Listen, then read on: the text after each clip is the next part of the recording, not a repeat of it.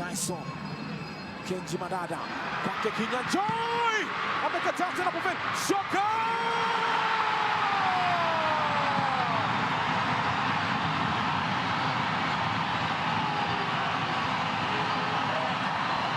Hassan Peja Soka amepeleka kwenye kisima, sio kisima cha maji, kisima kinachotoa asali na maziwa. Wanaichofya kwa kutumia sindano, hawana haraka kabisa. Hii ni Ingwe sasa, Ingwe Yola ya Matere, wanasema ni mvinyo unashuka tu sasa. Wameitafuta kweli kweli, mabadiliko yao yanalipa. Hassan Peja Soka anapata goli lake la kwanza msimu baada ya muda mrefu kweli. Julian Metz amekaribishwa katika ardhi ya Ingwe. Yule ngao upendo na furaha kwake Okonji Madala. James Kinyanjui akakataa kwanza, Pavel Zila ya pili, Hassan Peja Soka kama kwa jina lake ametumia soka kuwa katakata. Sasa mvinyo inaonja tamu, wanalewa na mvinyo wao wenyewe. Chakari, Hoi bin Taban, wote wapo chini. A bad day. What went wrong today? I'm proud of the players because we come from a big hole. some weeks ago we cannot compete with this type of team, so I'm proud and of course very disappointed by the result. But I think it's if you look at the opportunities, I think it's deserved for Leopard. Okay, the opportunity were there, yes, but bila shaka ndivyo mambo yalivyokwenda katika wikendi ya 25 katika ligi kuu taifa soka Kenya. Wikendi hilo kamilika hapa Nairobi, Kenya, na tunajiunga bila shaka mbashara katika kipindi cha leo cha The Final Whistle 100% Kenyan kwa minajili ya kuzungumzia kinagaubaga matukio na uchambuzi wa ndani, lakini pia wa kina kuhusiana basi na ligi kuu ya soka Kenya katika kipindi cha leo cha The Final Whistle 100% KE, ikiwa ndani ya Walk with Sagini. Mipo na mwenzangu Kinyanjui Mark, watakuja muda si mrefu Kendana Ogega, lakini pia Elijah Mumanyi, pia namtarajia Joshua Kwanya ndani ya kipindi cha leo. Lakini kwanza tutaanza kuzungumzia mambo yalivyokwenda katika ligi hiyo ya Kenya katika wikendi iliyopita ya 25, lakini pia tutaangazia pia kwa undani uchambuzi wa kina katika kikosi cha Kenya Harambee Stars kinachoshiriki makala ya kwanza kabisa ya FIFA Series huko nchini Rwanda kuanzia kesho. Je, kinaga ubaga Ben Stanley ambaye anachezea klabu ya Gor Mahia amekumbwa na utata, maana kwamba kocha mkuu wa timu ya Harambee Stars Benny McCarthy zombewa. Kisa ni kwamba amewaacha nje wachezaji kadhaa, lakini pia akaamua kumteua Stanley ambaye kwa mkopo klabuni Gor Mahia. Je, anastahili kuitwa kikosini mwa Harambee Stars ama anafaa kutupwa nje Ben Stanley katika makala ama mashindano yale ya FIFA Series? Lakini pia niambie wewe, unahisi kwamba labda huenda Kenya itaperform vipi katika mashindano haya ya FIFA Series kuanzia kesho mjini Kigali nchini Rwanda? Niambie kauli yako ni ipi. Je, Kenya Harambee Stars watachezaji ama unadhani kwamba wataperform vipi katika mashindano yanayoanza kesho huko mjini Rwanda mjini Kigali nchini Rwanda katika makala ya kwanza kabisa ya FIFA Series? Pia tutaangazia pia klabu ya Shabana FC baada ya kufungwa 2-1 na Gor Mahia weekend jana, na hili baada ya kumfuta kocha wake mkuu Peter Okidi wiki juzi. Je, watakuja kuyajutia ama yatawaathiri kwa kiasi gani, na kwamba sasa hivi Shabana wanashuka kutoka nafasi ya 3 hadi nafasi ya 4 katika ligi kuu taifa soka Kenya? Karibuni sana Kinyanjui Mark, tukipoja pia na Dan Ogega. Mwanzo nianze kwa kumulika bila shaka mambo yalivyokuwa katika wikendi hiyo ya 25 katika ligi kuu taifa soka Kenya, na hivi ndivyo mambo yalivyokwenda. Bila shaka kulikuwa na matokeo mseto hapa na pale. AFC Leopards kama ulivyoona bila shaka tulipoanza kipindi wakiwazaba Tusker goli 1-0 siku ya Jumapili, lakini pia Jumamosi Bidco 0-0 na Sofapaka. Mara Sugar pia wakambulia sare ya kutofungana na APS Bomet, wakati Kenya Police ikifunga KCB 2-1, nayo Gor Mahia viongozi wa ligi wakiwafunga Shabana 2-1. Jumapili Kariobangi Sharks kafungwa na Posta Rangers 2-1. Kakamega Homeboys sare ya Wahed na Bandari. Ulinzi Stars wakaifunga Nairobi 2-1, nayo Mathare ikiambulia sare ya goli 1-1 na Murang'a Seal. AFC Leopards katika nafasi ya pili katika soka Kenya wakiwafunga Tusker goli 1-0 na dakika za jioni kuifunga Tusker nyumbani au ugenini goli 1-0. Bila shaka baada ya matokeo hayo, hivi ndivyo mambo yanavyosimama katika ligi kuu soka Kenya. Katika jedwali la Kenya ni kwamba sasa hivi wanazidi kuongoza Gor Mahia kwa tofauti ya alama ngapi? Alama 7 kileleni, mbele ya AFC Leopards nafasi ya pili. Police nafasi ya 5 na panda hadi nafasi ya 3 kutokea nafasi ya 4, wanashuka nafasi moja chini Shabana hadi nafasi ya 4 wakiwa na alama sawa kama Kenya Police alama 40 baada ya michuano 25. Kule chini anavuta mkia Sofapaka, APS Bomet na klabu ya Bidco United. Hii ndio timu bora ya wiki ilivyochaguliwa katika wiki ya 25. Hii ndio timu bora ya wiki, na mwanzo labda niweze kusikia kauli yake Nyanjui Mark. Niambie mwanzo, what do you feel about this team of the week? Asante sana kwa kunialika one more time. Ni vizuri kuona Dan amerudi for the first time in a while, na natumai nyote mwazima. So in terms of the team of the week, I don't think there are any real surprises. I think kila mtu ako hapa aliweza kuperform, especially the double pivot ambayo imewekwa hapa in this case ni Jackson Duang na Alpha Onyango. I think both of them played a key role in helping Gor Mahia kusing Shabana. Duang ali bao yake for the opening goal I think was a classic, na I also have to give kudos to Ebenezer Adukwau, who I would also have expected to kind of make the team. But Duang I think scored the first and then Doka assist Alpha for the second. I think Alpha ali control tempo vizuri your game. And I think Gor Mahia generally controlled the whole game. In terms of the rest, I think everyone did as was expected. So I don't think Nikona any real additions to make, but I will have expected kuona someone like Ebenezer Adukwau kwa hii team as well for Gor Mahia. But then again, Gor Mahia wakona players tayari hapo, so team of the week huenda ikichange depending on who performed best for the clubs, and I think everyone here lived up to the task. Dan, karibu sana na kipindi. What do you feel about the team of the week of the KPL match 25?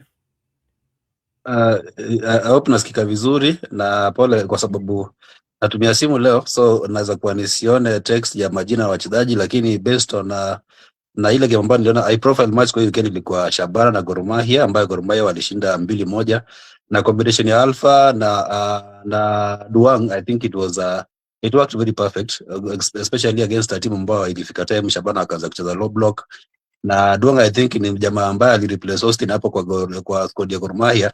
And I think if you ask me, kuna watu walikuwa wamesema it may sound controversial but Duang is better kuliko Austin. Mashabiki wa Gor Mahia they'll judge for themselves, but based on what I've seen from the player, I think he's way better in terms of his natural traits, na pia ability yake ku complement Alpha hapo kwa midfield ya Gor Mahia. Wengine wote naweza kuwa siwezi kuona sababu natumia simu, but I think Gor Mahia they have 3 players already kwa hiyo team of the week. I think they waliedge Shabana kwa game ambayo ilikuwa high octane, so I think sina mengi ya kuongeza kwa hiyo lineup. I think they wako sawa. Bila shaka pia mtazamaji pia una nafasi ya kuniambia labda una kauli gani kusema basi na timu hiyo ya wiki ya 25 katika ligi kuu soka Kenya. Niambie what's your opinion in terms of the team of the week of match 25 in the KPL.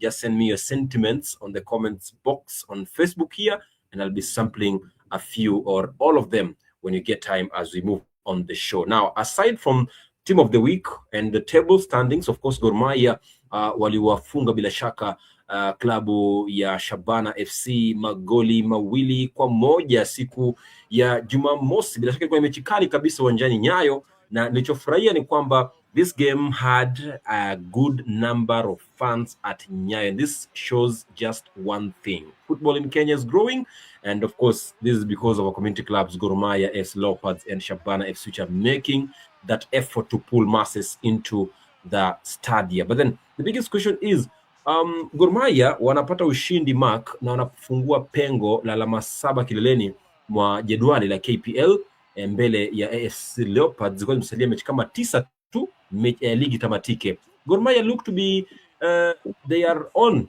for the title, but one fan on Twitter today ameniambia kwamba Gor Mahia kidogo wanashinda ndio, lakini hawaoneshi ile ladha kwamba wanaweza kushinda ligi. Do you agree with that?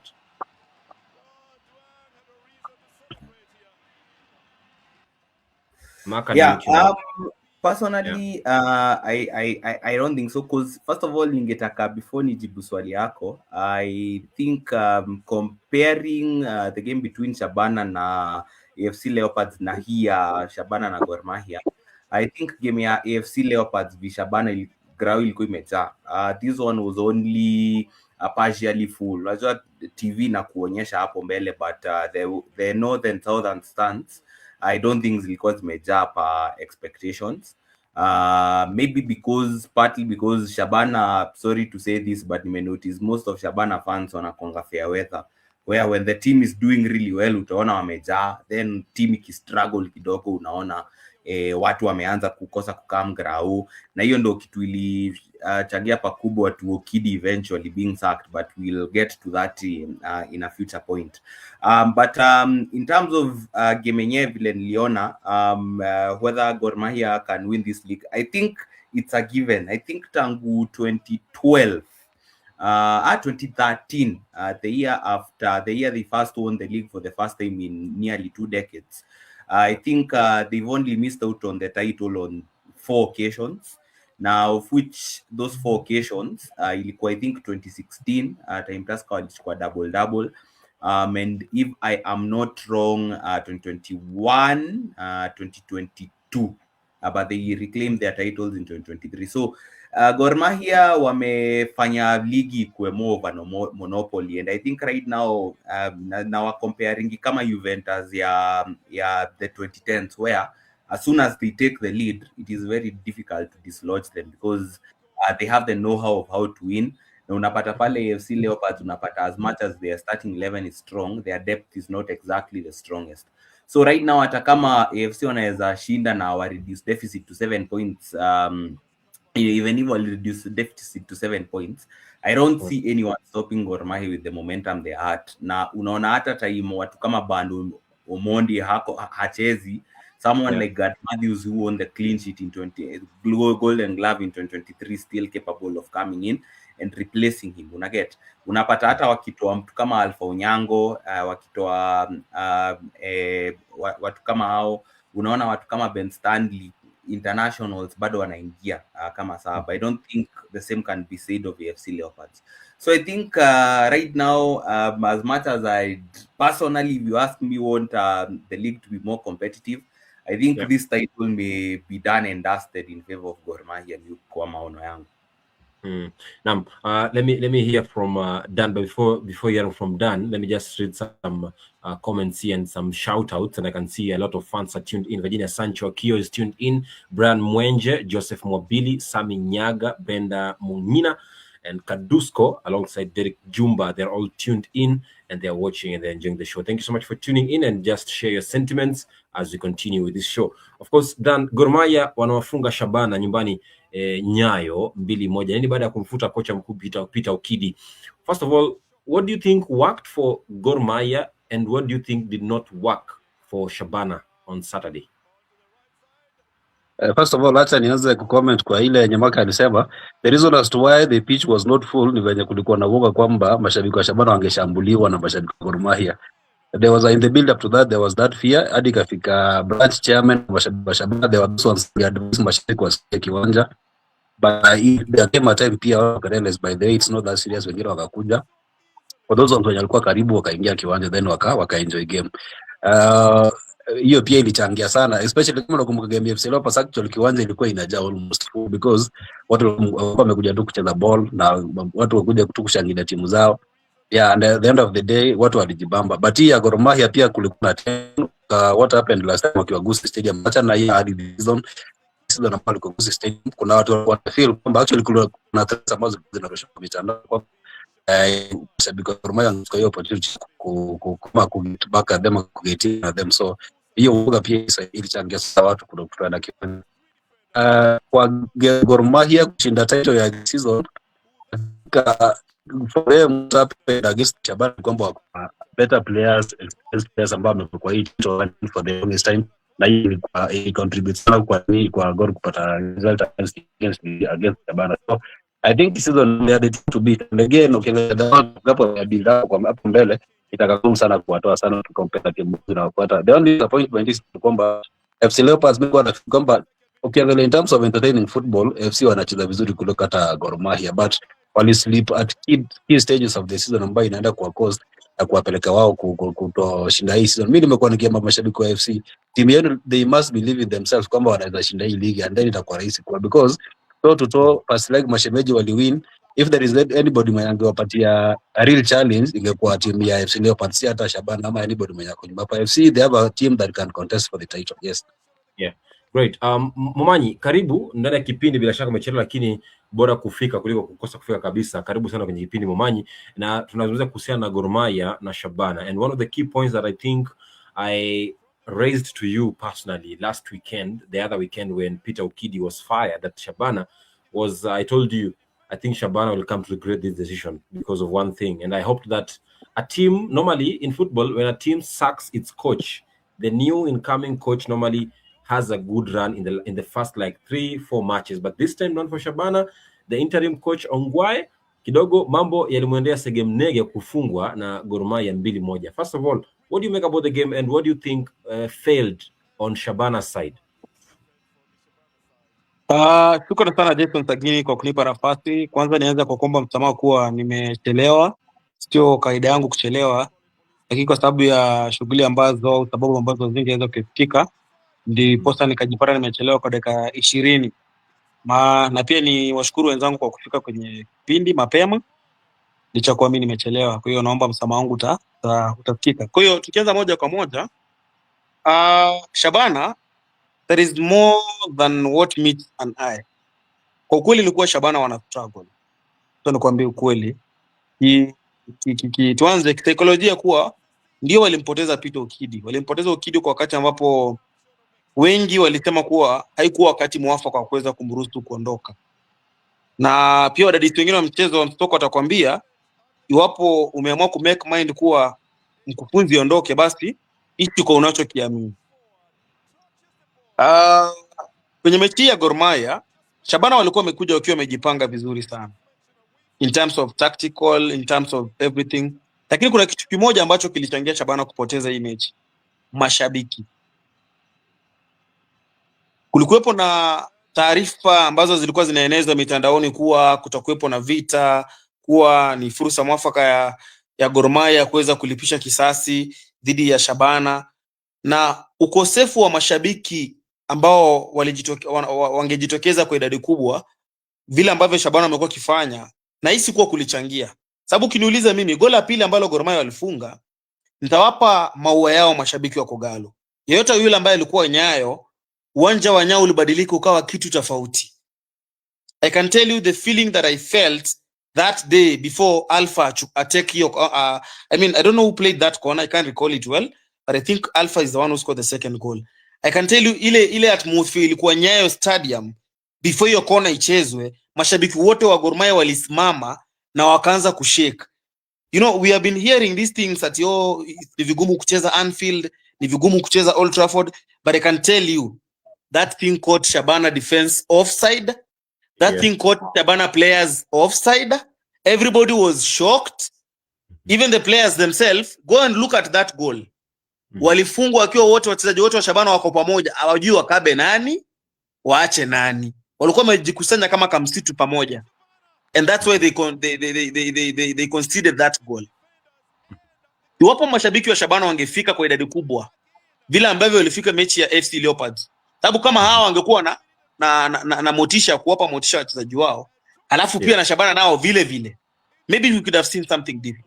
However, as I told you, kwa Shabana it is more than what meets an eye. The team is struggling financially, they are struggling. That one I want to be honest with you. And also emotionally and even mentally the team is struggling. Mechi ambazo zimebaki 9 ni mechi ambazo zitakuwa ngumu kwao. Lakini pia maamuzi ambayo waliyafanya, naamini kuwa ni maamuzi sawa kulingana na idara ya usimamizi ya Shabana ambao walionelea kuwa ni vizuri Peter Okidi aende. Haukuwa muda mwafaka wa kuweza kumwachilia. Lakini kama wao waliona ni muda mzuri wa kumwachilia Okidi aondoke, then well and good. Yes.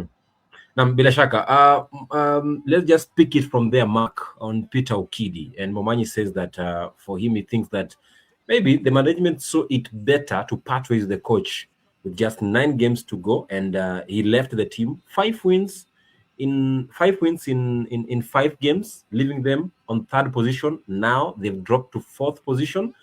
I'm trying to think, maybe could this be something that Shabana will come to regret, because he's a coach who was kind of pulling Shabana to a point whereby they have never been to such a position in the Premier League. And considering where they've been in the past 2 seasons of the Premier League and where this coach leaves the club, do you think it was the right call, the right time? And perhaps, why do you think he was sacked? And will they ever regret this decision? Nitasema kitu moja, be careful what you wish for. I think for a start, this is the highest league position Shabana wamejipata in for nearly 3 decades. That's for a start. Okidi, in the year or so that he's in charge of this team, Miko wangu ametana water into wine, because you remember even before Bernard Mwalala, who was his assistant for a brief period before Arudi Bandari at the turn of this year.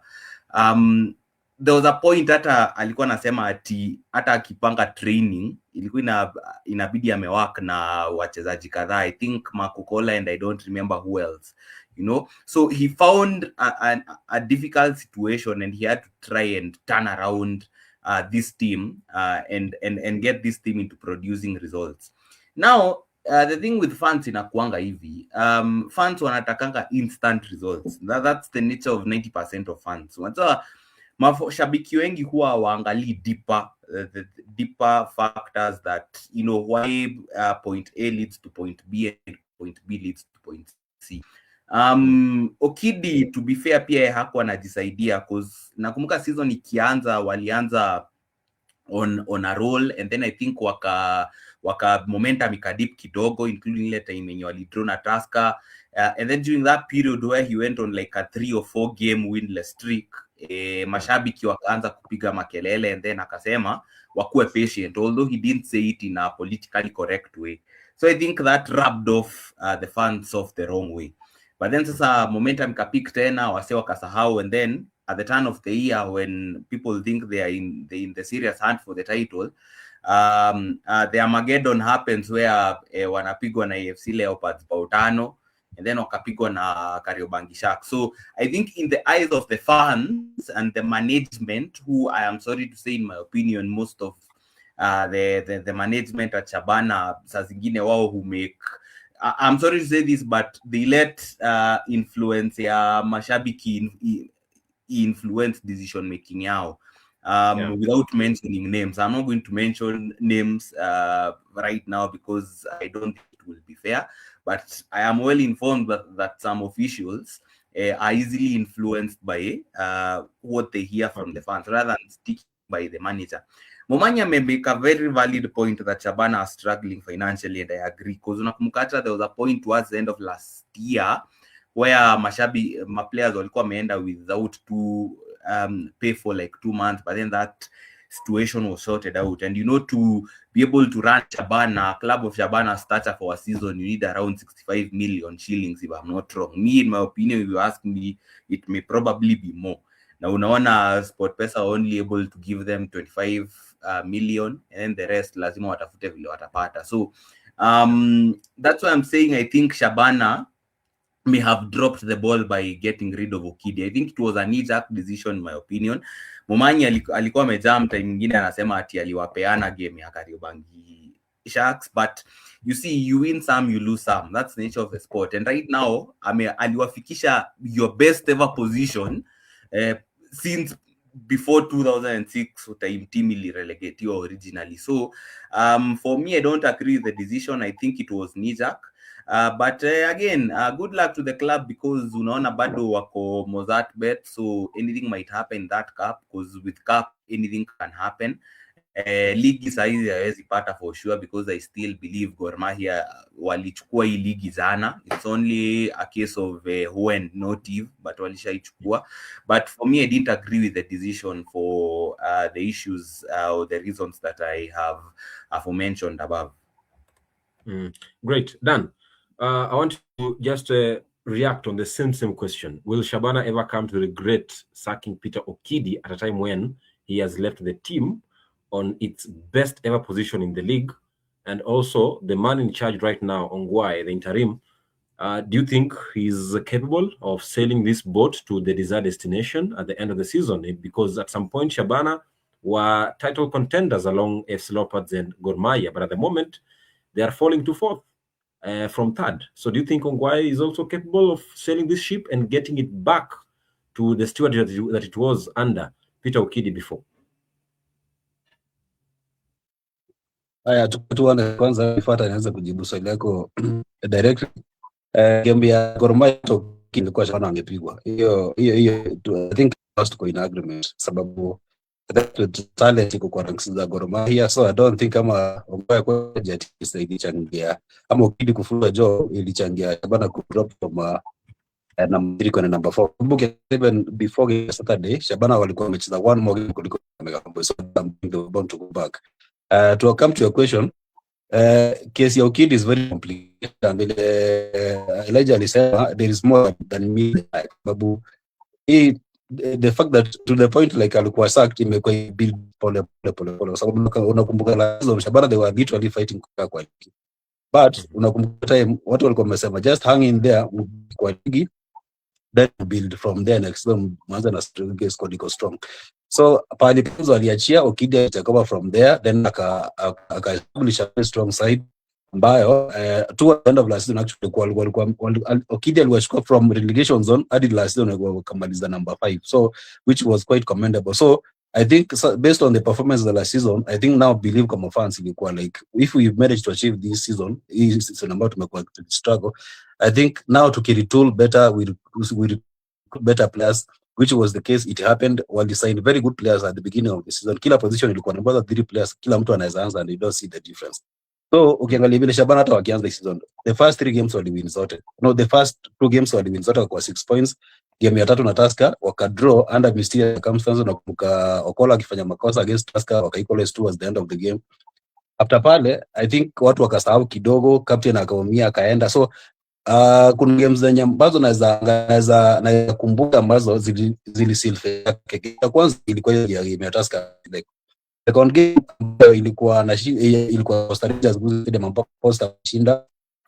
Game ilikuwa ile PS Bomet kwa Kericho, ambapo PS Bomet one man Shabana go 3-1, but within 2 minutes PS Bomet na equalize ka 3. Hapo ndio fallout ilianzia, kulikuwa confrontation between fans na players. Hata coach I think alionyesha the finger hata hapo ndio ilikuwa tipping of the iceberg. So kuna hii game ya Banks ambayo ilikuwa Okola ambaye Costa Rica pia the stake Kariobangi ambayo ile kupoteza. Na ukiangalia hizo zote walikuwa wanazihesabu those games, you can count them, those are around 15 points ambayo in win positions wakadi drop. So okay, play about to make a mistake at some point, but the main after that ni determine the relationship yako na fans endelea kwa hicho anaonyesha finger ile ya juzi. Actually hii ya tax mwanza okay bao iliwasumbua kifunga, but the fact that akushekea ya kwanza wakati Shabana walimbe na ilianza kwa now mnaweza funga kocha asiye. Mimi ukiniuliza okay, maybe from a fans point of view ni kwamba ile the man in which alikuwa na react ilimpelekea yeye kwa fans. Na the manner in which walifunga ile bao ya pili ya Sharks, hata management, okay, Shabana the biggest strength yao ni mafans, and the moment mafans that Right, I think Dan has got a challenge with his network. Maybe as he sorts it, then his point had already made. Moman, you have a point to make? Make it kindly short, 20 seconds before we move on to. I just wanted to conclude. I just wanted to conclude what Dan Ogega said. You see, he also forgot to mention FC Leopards versus Shabana. Shabana lost against FC Leopards Gusii. I remember my colleague asked Peter Okidi, what do you have to say about the fans and you having lost today's game? I remember he himself, he quoted that mashabiki pia tumewazoea hizo ni kelele tu. I don't know, I can never remember exact what. And as Dan said, ini team ya mafans, sometimes it will be so hard for you to be ni ngumu sana kucontrol kusema kwamba you'll assume things they are going well. So for Okidi, all through Marco Kola, you see, even that day, the biggest question everyone was asking, why did Marco Kola start? And yet, George Onyango Rako-Dizo was good and was on the bench. And then let me tell you, kuna kitu yenye tunalaka kwa hizi team zetu. You see, if maybe Dizo had a knock, how I wish our media personnel wenye ni wa teams wangekuwa na chance ya kubrief ma fans, especially for these 4 teams, and if it's possible for the whole entire 18 teams. Cheki, game imechezwa ilikuwa ni Saturday ama ilikuwa ni Sunday. So kama kwa Okidi ingekuwa team tunarun our teams professionally, Okidi angekama face press na ambia ma fans na the entire press kuwa yes, the team is prepared. However, our captain Dizo, we are monitoring him. Maybe akona knock or he has something. So most likely we might see some changes because of that. You see, hiyo hata kisaikolojia angeandaa hata mashabiki kwa na kwamba yenyewe kwanza tusilaumu coach. I know there are those fans who understands how football is. Maybe hata fan angesema hapana, Friday Okidi coach alisema Dizo hakuwa sawa. So leo hata kama Makokola amefumble, tusimlaumu kwamba aliacha Dizo nje. But you see, because our teams are not we don't run them professionally, then it becomes a problem to get such information zenye kaa hizo. Yeah, I'm getting your point in terms of crowd and fans management is a very key point. Dan, you are saying something. Please finish. I think your internet is letting you down before we switch on gears to FKF Cup and also talk about our national team, Harambee Stars. We have a lot to cover on that side also. Dan, can you finish your point, please? Yeah, so nilikuwa nimefika pale sana kuitilafia internet. Nilikuwa nimefika pali. Okay, Okidi is a good coach. There is no question about that. Na the fact that I may build a very strong side ambayo ilikuwa imefika point they believe like they can challenge for the title. That it tells more about China build and the ability as a coach. But pia there is so much in hii situation ambayo club inajipata. There was a time Okidi alikuwa away na team ya under 20 ama under 21 na Mwalala akatake over. Na Mwalala aliwin game zote. So hiyo ilikuwa kwa fans kwamba by the way even without Okidi team by the way survive. But if all of ya juzi na ya juzi think kwa tipping point ambayo was no point of management the fans want the coach anymore and the coach could anything to help you. I think the last create kwa kufika we are very sure that he's leaving after kazi amefanya. I think he's going to find another side pale ataendelea kujiprove na Shabana pale wako sahihi. I think sio team ambayo situation ambayo wako sahihi. Sioni kwamba ni timu ambayo nasema eti coach akitoka wata underperform based on the players wako nayo. They only need a good coach kuwasaidia kwa go through. I think they have a good squad already. Right, great. Derek Jumba is watching from Nakuru. Asante sana. Anasema kama anatazama akiwa Nakuru County. Asante sana Derek Jumba kwa kutenga muda wako, lakini pia Virginia Sancho Akio anasema anatazama Akio maeneo ya Parklands. Asante sana kwa kutenga muda wenu kwa kuchangia pia mada hizi ndani ya The Final Whistle. Bila shaka we are on with The Final Whistle 100% KE. We are talking about matters Kenyan football only, talking about the Kenyan Premier League match week 25, but also speaking about the FKF Cup, but also we are also addressing matters with the national team ahead of the FIFA series that is starting tomorrow in Kigali, Rwanda. Our national team of course wameshatua jijini Kigali leo tayari kurindima Ijumaa dhidi ya Estonia saa 1 usiku katika uwanja wa Mahoro, lakini kabla ya hapo ni mulike kombe la shirikisho hapa nyumbani Kenya. FKF kama imesakatwa majuzi na draw ya round of 16 ilifanyika bila shaka hivi karibuni, ambapo kikubwa kinachozungumziwa katika draw hii ni BB Bread ambao waliwabandua Gor Mahia, lakini pia wakawatoa AFC Leopards. Wamepangwa tena na timu kutoka ligi kuu Kenya katika nafasi za 4 bora, Kenya Police, ambao huenda labda tukashuhudia tena kizaza na mshtuko kwa BB Bread kuwabandua tena timu nyingine kubwa kutokea ligi kuu taifa soka Kenya. Kumbuka msimu jana Nairobi United pia nao walifanya vivi hivi kwa kuwabandua Kakamega Homeboys, Tusker na Gor Mahia walipokwenda kunyakua tajilo la shirikisho na kwenda kucheza taifa la Kenya katika mashindano ya klabu bingwa barani Afrika. Je, huenda safari hii ikawa ni zamu ya BB Bread? Kwa sekunde 10 kila moja, Mark Nyanjui, BB Bread, are they capable of eliminating another powerhouse in the FKF Premier League, Kenya Police? The magic of the cup ni ati anyone can beat anyone on their day.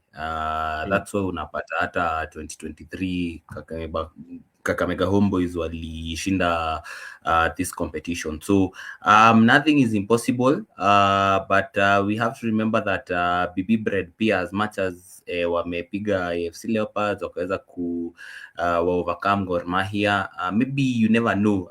Sometimes they might pull an upset again and beat Kenya Police, but most times unapatanga some of these performances as near as kwangi sustainable because you play off adrenaline. So I can never rule them out because they have already proven what they are capable of, but we have to remember they are not taking part in any FKF recognized league fixture, so you never know whether their luck might run out in the end. Now pia there is that financial element and aspect of these things. So to answer your question, I'll say you can never say never, but as you surely have to go with Kenya Police as favorites for that competition, because remember ni watu wameishinda 2024, so they have the know-how on how to win it. They also have players, foreigners who are doing well for the club, as well as Kenyan international footballers. So I think they have everything it takes. Okay, Momanyi, kwa sekunde 10 peke yake, Shabana FC dhidi ya Kuta Collections, lakini pia Tusker dhidi ya Kariobangi Sharks. Nishukuru sana. Nitaanza na kuzungumzia BB Bread kuanzia dhidi ya Police FC. I feel like Police FC they know kitu ambacho wamebakia kubeba ni hicho kikombe. Manake kutetea ubingwa wa ligi kuu msimu huu itakuwa ni vigumu kutokana na sehemu ambayo wameketi. Kwa for me nahisi kuwa hii timu ya BB Bread safari yake itakuwa mwisho kwenye hii awamu kutokana na naifananisha kama Bordeaux. Is it Bordeaux ile timu ilikuwa ile Champions League ile? Bordeaux Glimit. Bordeaux Glimit ile. The end of BB Bread will come to an end the moment this round of 16 will be played. Posta versus you told me talk about Kuta Collection versus Shabana. Yeah. Kuta Collection ni timu ambayo ina mkusanyiko wa wachezaji ambao wako attached. Mara mingi hawana sehemu ya kutrain specifically. They just play friendly and keep fit. Yeah. I also feel their journey will come to an end. The fact that hii game itakuwa away kulingana na vile fixture imepangika, it means Kuta Collection ndio wata decide malio game itachezwa. Shabana fan base, and after all Shabana knows this is the only opportunity they can get themselves into CAF competition, and they believe they can pass that route. So for me it will be the end for Kuta Collection. Shabana will proceed. Then Tusker versus Kariobangi Sharks. These two teams met in the league. The funny thing, zilipatana kwa ligi na Tusker won 2-1. Dakika za mwisho makosa ya goalkeeper. So this will be a very exciting fixture when these two teams meets on the cup. But I feel like Kariobangi Sharks hawajakuwa na time poa sana kwa ligi. They've been not getting the right results. And under Julian Met, who is the new coach for Tusker, there is something he has brought, and he clearly understands that he might not chase the league, but he has a chance for the FKF Cup. So I'll give Tusker a chance to proceed. Yes, thank you. Naam, Dan, pia nataka kugusia mechi ambayo kidogo pia ni mechi ngumu kimakaratasi, Ulinzi Stars dhidi ya Kakamega Homeboys, lakini pia KCB na Chebaiwa Lions, alafu Mfalme dhidi ya Murang'a. Lakini mechi kubwa hapa ni kati ya Ulinzi Stars na Kakamega Homeboys. hii hata sitaongea mengi. Homeboys wanashinda hii game kwa sababu tunajua form ambayo ulinzi wako and they are going through a very tough period kwa season yao, na pia tukiangalia hiyo KCB pia watawin against Bayo thanks to experience na talent level ambayo kwa ranks zao, na pia Murang'a Seed watawin sababu tukika. Okay, my observations are based on the fact that pale tumefika sasa hivi, the fact that mtu amefika round of 16 inamaanisha kwamba that team is very strong. So kama uko unacheza top flight na unataka kuface against a team like this yenye toka lower divisions, uko very cautious, kwa sababu ukiangalia PB Bread ametoa timu kubwa ambazo actually the biggest giants in Kenyan football, FC Leopards and Gor Mahia. So Police wakienda pale watakuwa ni business. Hakuna pale unaweka it squad B, sababu ukiangalia tunastwaya Gor tolewa mostly field B plus. So hapa Police watakuja tu biashara and the rest of the teams ambazo ziko Kenya Premier watakuja tu biashara, sababu kila mtu atakuwa analenga njia ya kupita kwenda kucheza kombe la mashirikisho. Na bila shaka, now aside from the FKF Cup, the Kenyan Premier League match week 25, now we switch gears to international matters, and our national team of course wameshatua huko jijini Kigali nchini Rwanda tayari kwa minajili ya kushiriki mechi za kirafiki katika ule msururu wa FIFA unaitwa FIFA Series ambao unaanza kesho mjini Kigali nchini Rwanda. Timu 50 kutoka mabara yote 10, timu 50 kutokea mataifa 13 yanashiriki makala haya ya FIFA Series kwa upande wa kike na upande wa wanaume, kuanzia bara Afrika hadi kule Ulaya. Kwa hiyo ni kwamba tunakwenda kuangalia bila shaka michuano mikubwa inayounganisha timu tofauti kwa mabara mengine katika harakati za kuweza kukuza mchezo wa soka hapa barani Afrika. Na kikubwa ni kwamba kocha mkuu wa timu ya taifa Kenya Benny McCarthy amekumbwa na purukushani mitandaoni mwa mashabiki na kwamba wanamzomea, maana kwamba aliamua kumweka nje ama kuacha nje vijana ambao wana uwezo kuliko wale ambao waliochagua. Lakini kile kiasi ambacho alikitoa bila shaka hapo awali kocha mkuu Benny McCarthy ni kwamba striker Michael Ogada Olunga alikuwa ametajwa awali, lakini sasa hivi hayupo na kwamba alipata jeraha, kwa hivyo nafasi yake inachukuliwa na Ben Stanley Omondi katika timu ya taifa Kenya Harambee Stars. Lakini wengi wanasema kwamba, wengi wanahoji kwamba ni kwa nini Ben Stanley ambaye huwa mara mingi haanzi katika kikosi cha Gor Mahia akiwa kwenye mkopo kutokea Migori Youth, why is Ben Stanley earning a call-up yet he doesn't even get first starting minutes at Gor Mahia when the league's top scorer like Joe Aidira has been left out? How do you answer such a critic? Oh, hi. Yes, I think that is a very valid and fair question. Yes, it's losing Olunga is always a blow. I think first of all ningetaka niseme hivyo because as you saw against Senegal and against Equatorial Guinea, kuna kuanga na levels at international at the international stage where hawezi peleka wachezaji wako inexperienced at international level and then we expect that you produce results, especially when Benny McCarthy is is still trying to work out a formula that will work for it at AFCON 2027, which might also be his last tournament in charge of the national team before he possibly moves on, because I expect that to happen. Sorry for that. I think kuita Ben Stanley, yes, on paper inaka a strange move considering who aanzi Gor Mahia. Even when Austin alitoka Gor, normally someone would have expected that Ben Stanley at a step up to task, but Gor Mahia wakaamua wanunue Jackson Dwang to fill that number 10 void, and Dwang is doing just as a capable job and is in high contention for MVP in my opinion.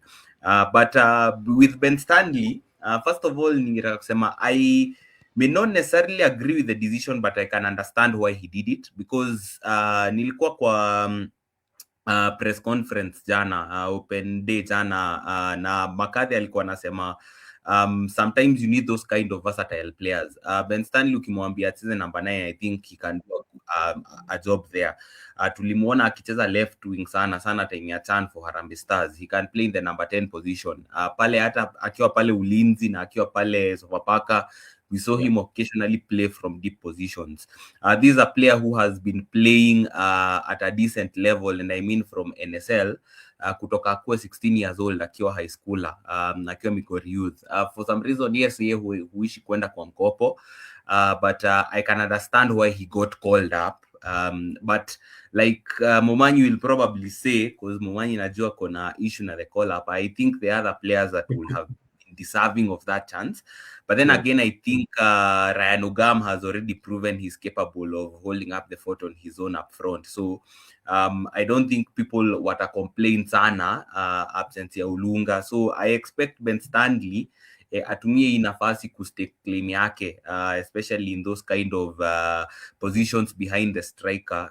Juu atakuwa in contention for starts alongside Zeko Biero ambaye ameweza kuitwa for the first time in over a year, because last year alikuwa na ameitwa under 20 although hakuenda Egypt, and a few other players as well. So that is my opinion on Stanley. Stanley ataleta versatility na anaweza kupe options where you can change in between games depending on game state. Ni kama tu Mason Mount akiwa Chelsea, for those who can remember how Mason Mount used to be used.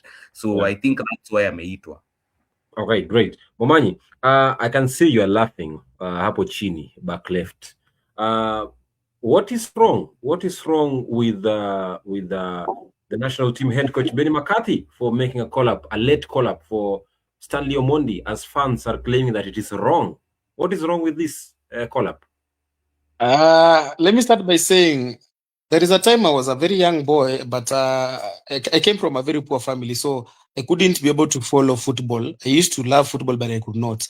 That time I'm talking about Renard Fabish, who came to Kenya and really changed Kenyan football. You know, Benni McCarthy is trying to tell us that, you know, guys, I cannot just call anyone, because you saw we went and we conceded 8, as if the only local players who played that time, they're the one who conceded those 8 goals.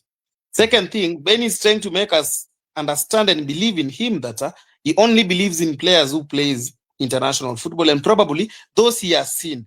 You can never convince me that as long as you knew Momanyi always does the right thing, then automatically Momanyi will be doing the right thing the whole year.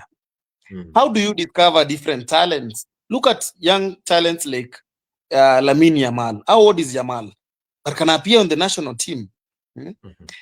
What does it take for you to play for your national team? If you can do everything, merit on the pitch, do what it requires you to do. If you are a striker, you are scoring goals. I'm talking about Moses Shuma, who's doing so well in Zambian league. What else should Shuma do to be called in the national team? Second thing, someone like Joy Rungu Wedera, why don't you call him? I know I am not about, we can't call everyone, but again, someone, what does it take for someone to be in the national team? Probably one will tell me, you need to work hard, you need to showcase your talent. If you're a striker, you need to score goals. Someone like Humphrey Aroko, we are just going for friendlies. If you cannot believe in those players in such friendlies, when do you think Kenyan, our national team will see new face? Renard Fabish believed in Dennis Oliech while he was as young as 17. And he gave him a chance to the national team. After giving him a chance to the national team, we all know what Dennis Oliech did. But if you can you come and lecture us, I can't take any player. These are the players that I came and I've seen them. Both, even if we go to Europe, people work with that. You can't tell us that you are taking Ben Stanley just because you came here. I came and I've really worked with Ben Stanley, and I believe he can 27 minutes on the league. Then you tell me somebody like Aroko, who have been scoring constantly. I mean, hata kizungu nataka kunitoroka, cannot even get a chance on a friendly match. Friendly. All right. Let me hear from Dan. Dan, if you hear Momanyi's sentiments, he's questioning a lot of stuff and factors. But I'll pose a question to you in regards to what Momanyi just complained about. I mean, the coach said he's building a team ahead of the AFCON next year, which will be hosting with Uganda and Tanzania. I believe there will come so many other international fixtures that all these players, the likes of Aroko, the likes of Waidira, the likes of Shuma, might earn a call-up. Why do you think the coach preferred Stanley over these other guys that the fans are complaining about, that they deserve to be called up ahead of Ben Stanley Omondi? I forgot even to say Tyson. Talk about Tyson, Mr. Dan. So he is a very interesting pickup kwa McCarthy sababu ukiangalia aliitwa mwisho kabisa. Na okay, on football in terms of form, sidhani kama ina make sense, but maybe mimi niliongea anafanya kazi hapo kwa wachezaji, kaniambia he don't understand why Stanley was called up because hajakuwa akicheza na Gor Mahia.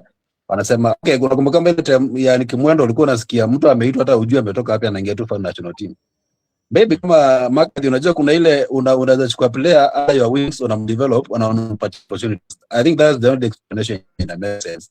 Because kama ata build team, for sure you don't build a team with someone who's not playing at club level when you're stuck minutes. Why ni kuna players ambao wanacheza in his position na wana excel. So ukijaribu kuelezea watu hapo utakuwa na shida sana kujustify as to wewe umemchagua. Na mimi for the longest time nimefeel kwamba okay, McCarthy tumemjua tangu achukue Harambee Stars, tena alitupatia experience nzuri, but kwa ikuja kwa national team I think imekuwa akipata wrong most of the time, na anapata wrong most of the time because he does not believe in local players. And I feel kwamba the fact that the moment mtu ushaenda kucheza Europe, whether you are playing or not, then you deserve to start ahead of other players wenye wanacheza kwa local leagues ambao sometimes they could be better. Okay, uwezi sema overall judgment kwamba watu wanacheza kwenye Premier League kioke kwa national team hawatashine, kwa sababu ya countries kama Uganda, most of the players wanacheza Uganda, na ukiangalia kifika hapo wana perform. South Africa 99% of their squad inacheza local football, na kifika hizo international tournament they still show up. So it's about believing in the players and giving them an opportunity ya perform at the highest level. Sababu kile the challenge hii ni kwamba talent hapa ambayo iko between Kenya and the other countries ambazo zinacheza AFCON iko very wide, na the only one that survive through your experience ni kukuwa na very formidable squad ambayo umedrill philosophy yako into them na wana believe in what you're telling them. But sahi hiyo hii kutoelewana.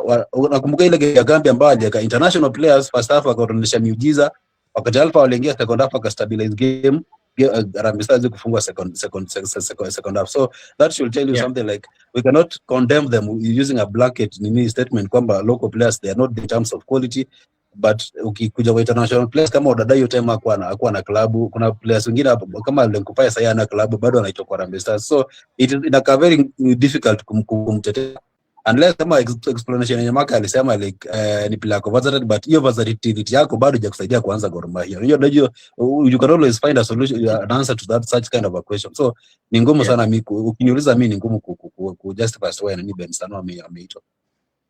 Yeah, Mark, as you respond to what the two have said, I want to also pose you a question, because Dan has just mentioned something about local players, about the coach believing in international playing or foreign-based players, and maybe sidelining local players. For a matter of fact, for information, in the FIFA series squad that McCarthy picked, KPL club representation stands at 7 players. 4 are from Gor Mahia, 2 from Kenya Police, 1 from Tusker, and AFC Leopards, and the rest of the clubs have 0 number of players in the Kenyan squad for the FIFA series upcoming, starting tomorrow in Kigali, Rwanda. So you can see 7 players out of possible 25 are local-based players. Is this something that you can ride on and say, at least he's balancing the books? First of all, in response to Momanyi ningetaka niseme kitu moja. Unajua, yes, I understand sometimes there is this clamor to bring in players that are doing well locally, and that is completely justifiable, especially for a friendly. And I think you make a valid point in the sense that McCarthy needs to have a look at more players, though by the time more competitive fixtures in Akuta, akuwe na an idea of what everyone can give them at certain moments. But you also have to remember that as much as he's here to try and give players a chance, lazima make sure that players wana gel bado, which is something international coaches hawananga hiyo luxury. So naturally ndio maana unapatanga they go for the tried and tested. That's why unapatanga at a time Giroud before when he was at Chelsea na Arsenal, jamana ka bench hata achezi completely, na anaacha Karim Benzema, Didier Deschamps anaacha Karim Benzema who's banging goals for fun pale Real Madrid, but anachukua Olivier Giroud.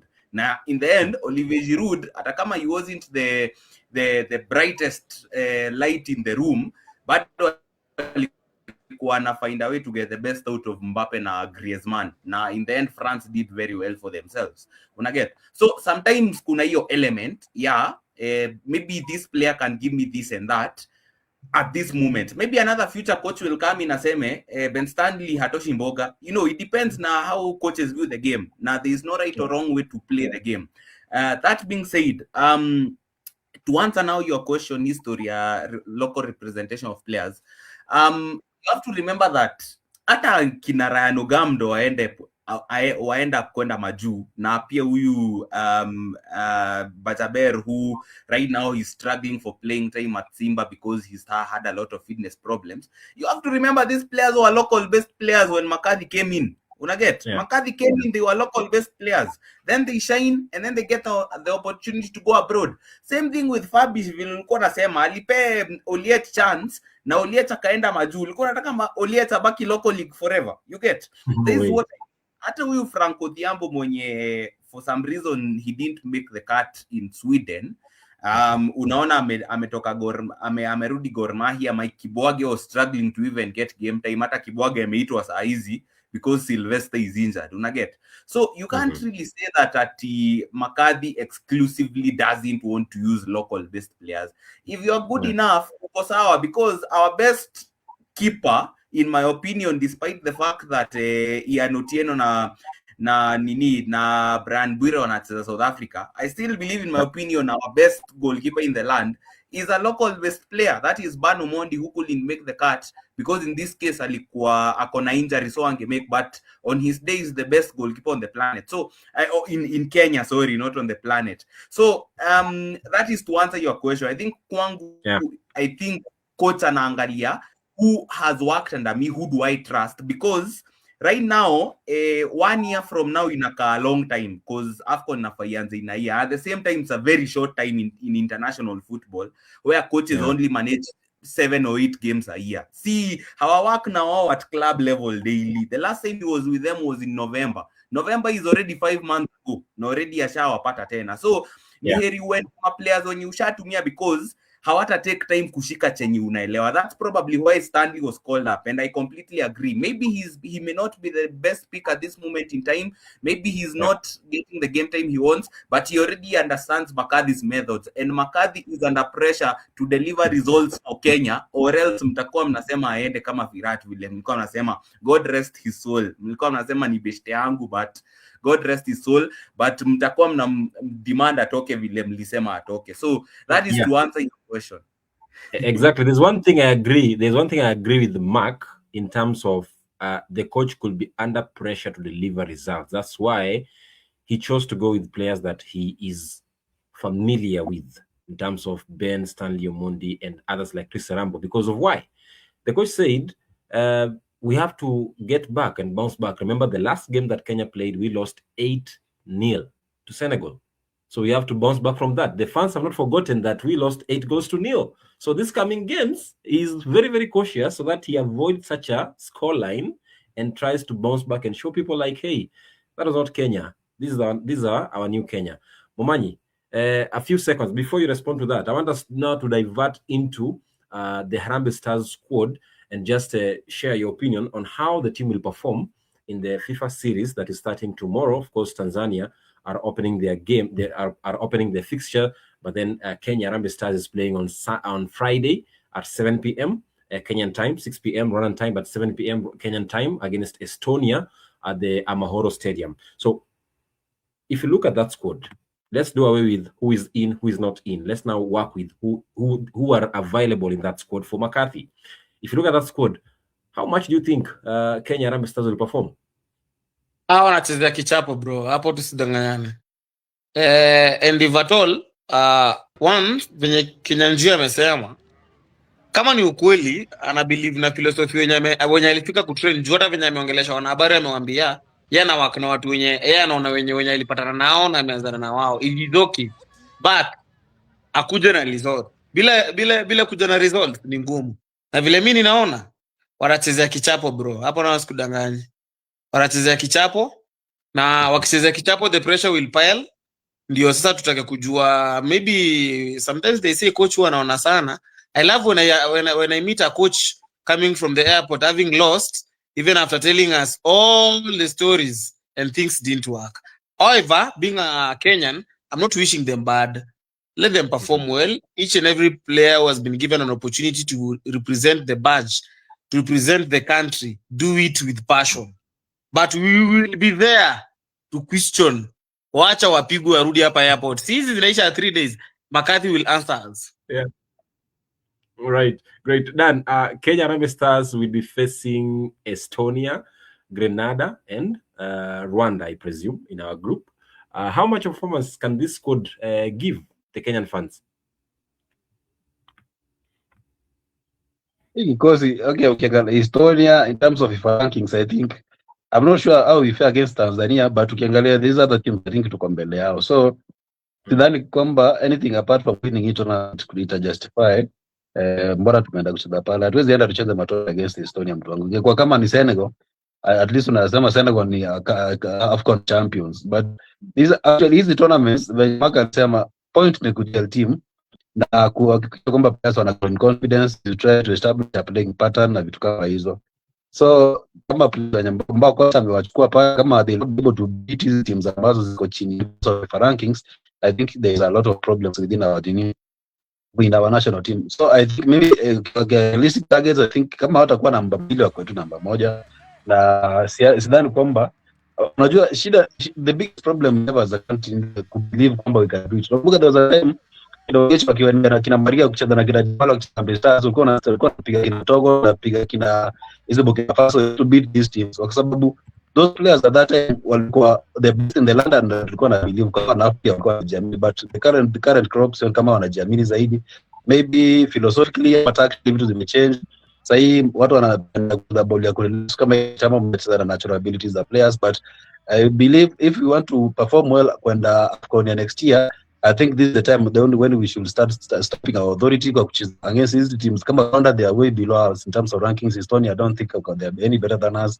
Tanzania, I'm not very sure, but I think we should be going for the top, for the top position. Kama we're serious about building a squad kuelekea next year.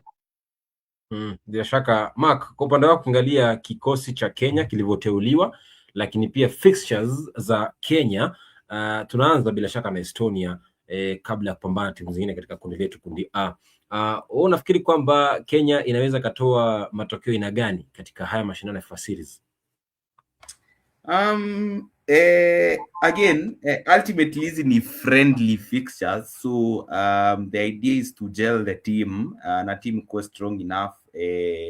It shouldn't be about looking at the results with friendlies and like competitive fixtures. But I believe hii Estonia sijaona kama ndo the strongest as yet, because nimenotice hawakuita Karl Jakob Hein, their fastest goalkeeper, ambaye ako Werder Bremen kwa mkopo kutoka Arsenal, na I think amekuwa key figure for them.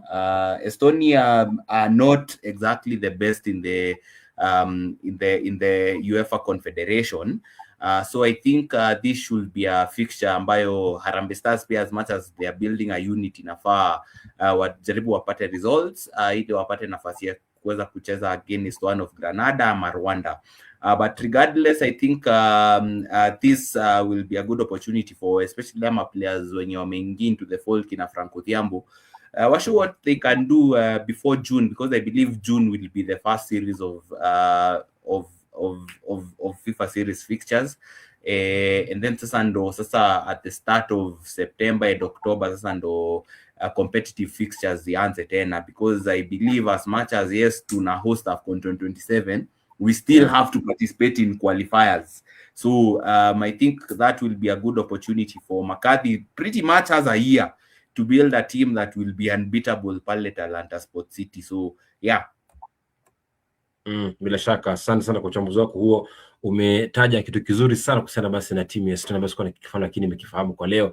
Lakini mtazamaji, tunapomalizia kipindi cha leo, basi ni kuhakikisha kwamba tunafika kikomo cha mashindano ma kipindi cha leo. Bila shaka Harambee Stars wanaanza kampeni yao ya FIFA series Ijumaa dhidi ya Estonia saa 1 usiku saa za hapa nchini Kenya.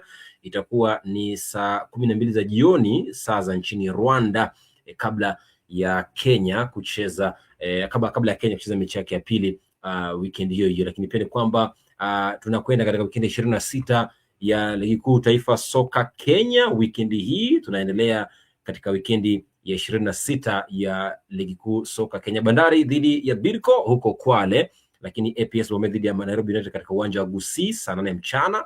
KCB wana Bank dhidi ya wanasukari wa Mara kuanzia saa 9 ugani Nyayo Nairobi, lakini pale Kasarani Annex itakuwa ni mechi kati ya Kakamega Homeboys wakialikwa na Posta Rangers. Jumapili Shabana wako nyumbani baada ya kufungwa na Gor Mahia wikendi jana, wako nyumbani kutoka Nairobi huko Gusii dhidi ya Murang'a Seals. Sofapaka dhidi ya Ulinzi Stars katika uwanja wa nyumbani Ulinzi Complex hapa Nairobi, kabla ya AFC Leopards kuchuana na Kariobangi Sharks majira ya saa 10:15 katika uwanja wa Nyayo. Hayo ni ya weekend 26 tutakayozungumzia siku ya Jumanne wiki ijayo. Kufikia hapo niseme asante kujiunga nasi kutoka mwanzo hadi mwisho. I think FIFA series ni mashindano ambayo kidogo hayafai hata kidogo kuwapa pressure yote ama kuwapa changamoto kubwa Harambee Stars ya Kenya katika kunyakua taji hilo. Maana kwamba nikiangalia Estonia, mara Grenada, mara sijui Macau, sijui Aruba, vitu gani hivi?